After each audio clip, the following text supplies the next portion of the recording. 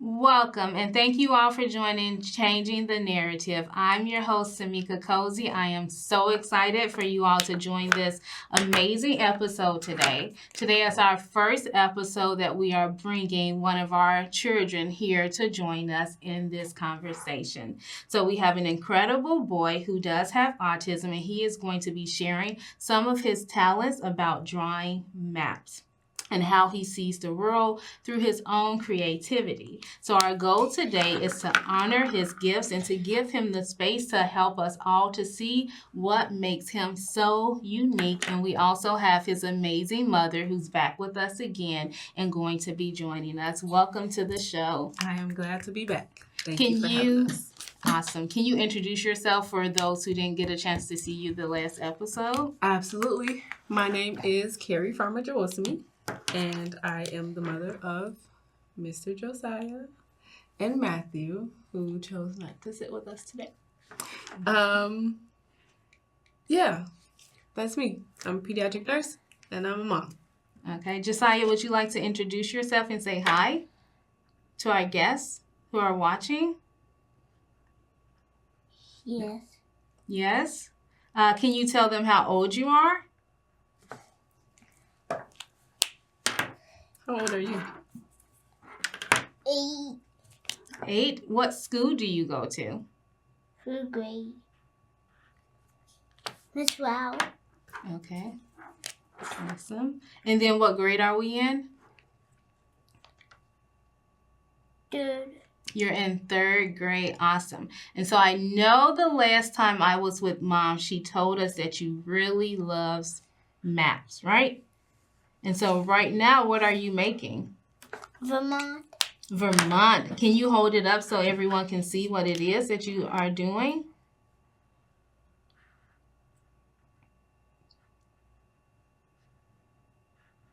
Can you hold it up for the camera? Like, just hold it up like this? Yes. In one moment. Okay. And then when did he start having that love for drawing of the maps? His love for drawing the maps, it really developed about a 1.5 years ago, I would say.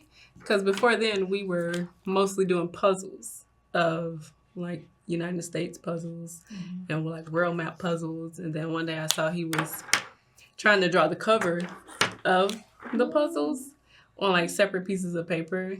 And then he asked for, like, a map on the wall. Okay. And then he sat down with his papers and he just started drawing it. And then what was going through your mind when you first saw him making and creating these maps? When I first saw it, I wasn't sure what he was actually trying to draw. Because the first few sketches, they looked a little like, is that? Maybe it's that. And then when I caught on to what it actually was, I was like, he's drawing the map. And he was very focused on it. And like I said, he tried to get me to draw the map, and he quickly found out that it was not my gift. Now, right now, he is making a map. Does he typically need like a visual of anything to see, to look at it, to create it? Not anymore. Okay. Not anymore. If he has any type of writing utensil and blank space, he'll start drawing his maps on everything. We were recently at the chiropractor's office, and they had like a whiteboard on the wall where they write like patient information and stuff.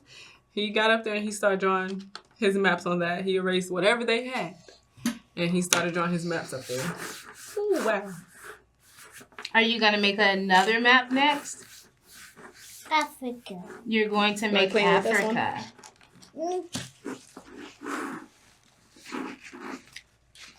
Why do you like your maps so much? Because I do. You like them? What is your favorite map to draw? Oh. All of them? So next year, you just made the United States, and next you're going to make Africa, right? I know you see yourself on the camera. He's like, wait a minute. Now, how is it with not just raising him, but also raising another son and then making sure that they both have that creativity? So that's very interesting, having two very creative children. They are both very creative and like intelligent above, I feel like, my level. So it's really interesting. They keep me on my toes, and I try to like feed into what they're interested in, both of them. Like Josiah's interested in maps. Matthew, he likes to do game development and writing and everything like that. So I try to encourage both of them to do what they like, do what they love. Now, how do you find that balance with having two children, very creative, and then trying to go and encourage both of them to make sure that they both are engaged in their own creativity and making sure that you support them? Because sometimes that can be hard. It can be hard. It can be hard to keep it even. I would say as a parent, you don't want to feel more supported than the other. I feel like I'm still navigating those waters. Having two of them that are so amazing, I'm like, I need both of you to know that you're amazing. Like, one is not more than the other. So for me, it's more being mindful in the interactions that I have with each child and what I'm saying to each child, because they both need something different from me as a parent. So it's more about being mindful. Now, are there different approaches that you will use for each of your children, like Matthew versus Josiah? Or are you using that same approach for both of them? I would say very different approaches. Matthew is more advanced emotionally and intellectually. He's more aware. Like, he has a level of awareness that's deeper. And when interacting with him, I have to really hone in on that myself. Because it doesn't, the superficial and the surface things, it doesn't. With him, he likes to go deeper because he has a deeper understanding of so many things. Mommy. You have a black marker. And with Josiah, it's more trying to come to where he is when interacting with him, because if you hit him with all the facts and the details of this, and that, he tends to get overwhelmed. And then he'll kind of, once he's overwhelmed, then like the meltdowns or the tantrums can happen. So I noticed that I have to be a little more soft, a little more gentle in my approach with him versus Matthew. And then what type of approaches do you use when he is having some of those meltdowns? What has helped you? What helps with the meltdowns? Letting him know that it's okay. Letting him know that it's okay. It's okay. He's not in trouble. There's nothing bad happening. He's safe. And really just trying to give him whatever it takes to make him feel safe. Because I feel like once he gets that part of it, then the meltdowns, they reduce. Because I feel like the meltdowns happen more when he's unsure, uncertain, or if things just feel like out of whack. So like helping him reground and understand, like, okay, we're okay. It was just a momentary lapse. Whatever's going on, it was just momentary. He tends to, like, calm down a little bit. Okay. And then is he able to communicate when he is having those moments without it being shown in his behavior? Will he tell you what's happening with him? He's getting a lot better at it. At first, it was a struggle. The meltdowns would be harder to understand because he wouldn't really be able to communicate that part verbally. But now, iPad real quick. What do you need the iPad for? We'll play Math Flame. Math flame? Math Flame. Math, spell it. Math, MATHSFRAME.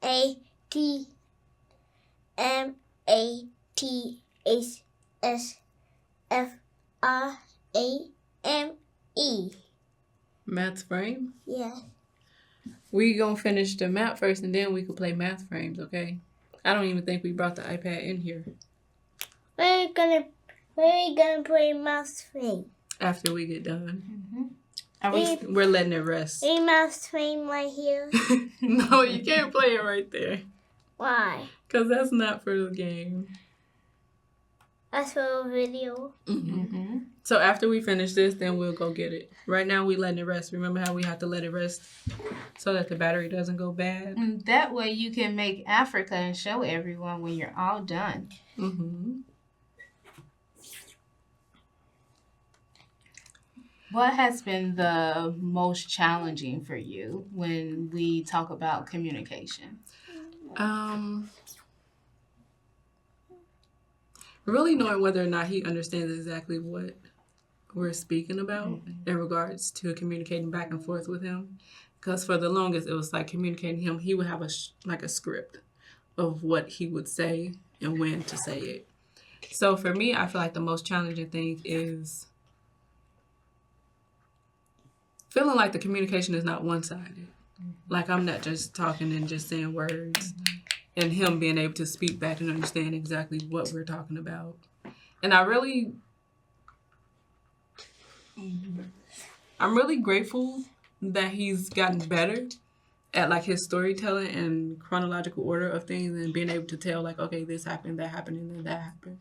Because as a parent with a child that's any type of special needs or nonverbal, you wonder what happens when they're not around you and when they can't go and tell the story like, okay, this, that, then you're wondering like, well, what really happened? So I feel like for me, that's been the most challenging part, not being able to know exactly what his day has been like as far as communication. Now, do you notice that the less words you use when you are communicating with him, that he understands them more? Yeah, if you keep it kind of brief and straight to the point, like there's not so much fluff for him to get through. Yeah. And now, how does he do with explaining his maps for you all? Like if you didn't know what he was making. He's pretty good at explaining like exactly what he's drawing or where he's drawing. But as far as like explaining, oh, I like to do my maps because of this, or like this is my favorite part. Not so much that, because like he said, when you ask him what's his favorite part, he says all of it, the whole thing, all of it. But if you ask him like specifics about, oh, what's this place and what do they do here, or what language do they speak here, or what's the capital here, he can tell you all of that. So will he also respond with like the language that they're speaking there too? Okay. If he knows the language, which most of them he does, he'll let you know like, oh yeah, they speak this. Their national anthem is, he might hum it if he knows it. He'll tell you what the capital is. Now, is this something that you all practice? No. Okay. He does that himself, and I've even seen him like watching YouTube videos, like learning more about it. And we went to the library a few times, and he'll rent like what are those books called? Not encyclopedias. Like the National Geographic. Something like that. He'll take those books and he'll like read through them and flip through them. So, but most of the stuff he's learned about, a lot of that stuff has been self-taught. And then when did you notice that he was able to state like the national anthem in like the language that people there spoke? About a few months ago. Originally, we started with the United States, so he knew all the capitals of everywhere from the puzzles that he started with, because they had like the capitals of each place. So he knew all the capitals, and then when we went to the world map, that's when he started to do his own deeper research, where he started to learn the capitals of those places and the national anthems and the flags. He knows the flags for everywhere. And those are some of those videos that he also watches on YouTube. Like he'll do the trivia, like, can you guess this flag or can you guess this? And he knocks them all. I'm like, sir, I would have got one flag. Just one. But he knocks them all. Okay, I would really love to have our audience and our listeners to see what it is that you're making. Okay. What is this? Libya. Whoa, what's that? Algeria. Amazing. What's this? Mali. Okay, can I hold it up to show them? Yes. Okay, here. And what's this one? Morocco. Morocco, what's that? Egypt. Libya. Okay, what about this spot down here? What is this? Guinea-Bissau. What about this one? Mali. And what's that? Senegal, And what's that? Mauritania, What language do they speak? Arabic, What language do they speak? Arabic, Okay, what about them? What language? French, What language do they speak? Arabic. Okay, thank you so much for sharing that with everyone. That was amazing. Good job. And now in school, how does he do? Does he make his maps in school too? Has he even thought about like picking up another language for himself? In school, so he goes to a Montessori school. So he has a lot of free will. And in school, he does draw his maps. And everyone in school is like, he's really good with these maps. One of his teachers was actually like, hey, I had to show my family drawing these maps. So he does. He draws his maps, and whenever he gets the chance to, they go to outside recess and he'll take his paper and markers with him. As far as like learning another language, we do Duolingo. Okay. Sponsor us. We do Duolingo, and right now, which language are you learning on Duolingo? Japanese. He's learning Japanese, thanks to his brother, though. His brother started us on Japanese, so he's continued with Japanese. And then I think you were learning Spanish a little bit. Were you? No? Maybe? But right now his focus is Japanese. Okay. Now, have you all around the home, since both of them are learning Japanese, like greeted each other in that language? They say a few random phrases here and there. Because I know him in regards to food, he'll say whatever the food is in Japanese. Or he'll say it tastes good in Japanese. But Matthew has ventured to different languages. So he's not so much on the Japanese right now. So there's not much of the bouncing off of each other. Okay. And I kind of abandoned my Japanese. Okay. Now, what has been, since the last time we met, what changes have you seen within Josiah? So since the last time we met, I do believe they started at the new school, which I think has been amazing for both of them. And I feel like that language development that I said I'm so grateful for, it's like leaps and bounds since he started at the new school. Okay. Because I think they more so feed into what the children are interested in. So it's like a more comforting setting and like a more safe, secure feeling setting. Less of the rigid, we have to do this, we have to do that. No time for what you're trying to do.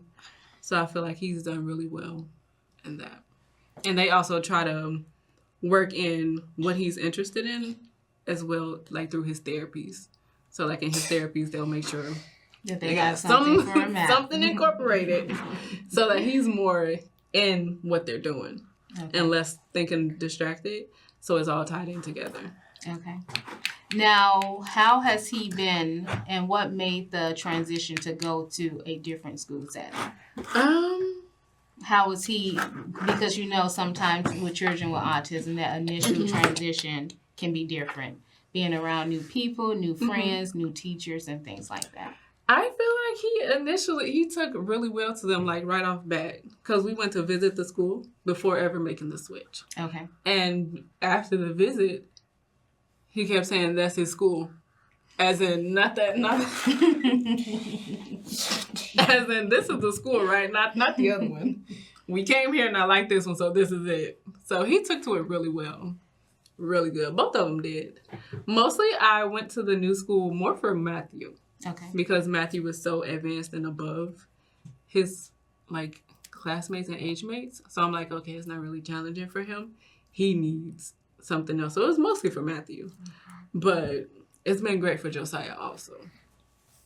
And now with introducing him to his new teachers with having autism, how was their response at that school? Their response was very welcoming. They were very welcoming. It was like they were ready. It was like they didn't. All of it can't fit. It can't fit. I'm sorry, all of it can't fit. So it's gonna be like a cropped image. Do you want to show what we have right now? Because he's about to wipe it. He's about to wipe it. Both. What was that one? Sudan. What about this? Cameroon, And this one? Egypt. That one? I said it already. Okay. What language do they speak?